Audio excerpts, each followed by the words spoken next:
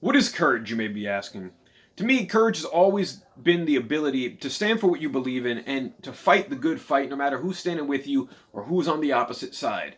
Now, JFK, many of you probably already know from my other videos, is my favorite president only because he had a way of speaking and a way of standing his ground. If you look at his presidency, he was the type of president that he fought for the interests of the people, not for the interests of the political party, and there was a lot of things that he did that were against his own party and against the government as a whole, only because he didn't want to fall into almost corruption that was going on at the time. So today we're going to be looking at Profiles in Courage, a book JFK wrote before his presidency that outlines other men of courage throughout the history of the United States up until that point. Now, we look in this book, and he brings up such people as John Quincy Adams, Thomas Benson, Lucius Lamar, Daniel Webster, Edmund Ross, Sam Houston, George Norris, Robert Taft, and other men of courage. Now, the other men of courage part is kind of just like the other chapters, except it's not as in depth with the people that he mentions.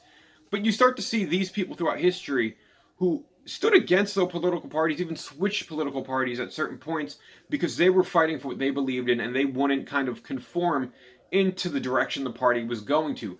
Some of them have been called deserters, they were called cowards, but they fought the good fight for the benefit of the people. And it just kind of goes into the character of JFK, because if these are guys he looked up to and these guys he admired, it kind of shows the type of person he was. Like John Quincy Adams, for example, he was the son of President John Adams. And he didn't really believe in the way his father did things. He didn't like the direction his party was going in. And he stood his ground on his own and made a name for himself. You know, these people at the time could have been considered traitors, treasonous people, just because of the way the country was running at the time, that they were making such almost extreme maneuvers that were unheard of at the time, because at the time it was pretty much you stay within your party guidelines, and people who kind of spoke out against the party were either thrown out, they were ridiculed, and they kind of lost all political credibility. But these people in this book, some of them were able to basically re-up that, and they went out on their own and they made name for themselves, and they weren't afraid to stand against the grass.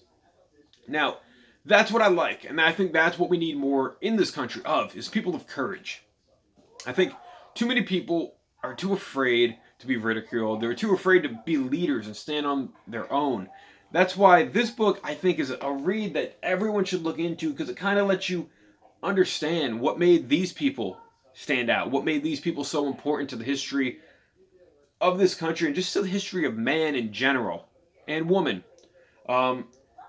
I think JFK did a great job when he wrote this book, just kind of outlining the characteristics that more of us need to have. You know, that strength, that honor, that pride, that integrity, that intensity, that intelligence. That was my little Kurt Angle reference there, the three eyes. But that's kind of all going into courage.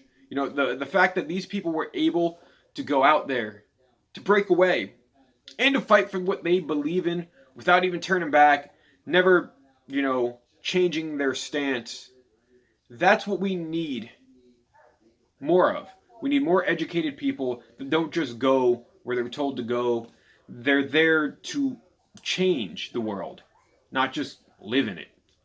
And I think that's why JFK, to me, has always stood out as a very intelligent president.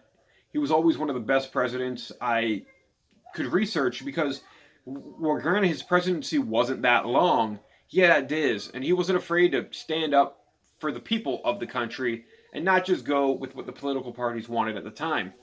This book, I definitely recommend giving it a read. As I mentioned earlier, it's a great book. It'll open your eyes to a certain amount of things, and maybe you'll learn some things about yourself along the way, just because of how these people are characterized, with the courage that they had to just kind of stand up for themselves and be heroes. You know, some of these people, as I mentioned, you look at them now, they have such a positive light in American history, but if you were living at the time, as kind of noted in this book, these people were ridiculed. They were made to look like they were the evil ones when they were the ones standing up for the greater good of man. Check this one out, guys. If you've read Profiles in Courage before, leave your thoughts down in the comments section below. What do you think about the people that were outlined in this book? Do you agree with JFK with what he wrote about him, or do you not? As always, thank you for watching this video. That's my little quick book review because I just finished the book. As always, thank you for watching. Like, share, subscribe. Have a great one.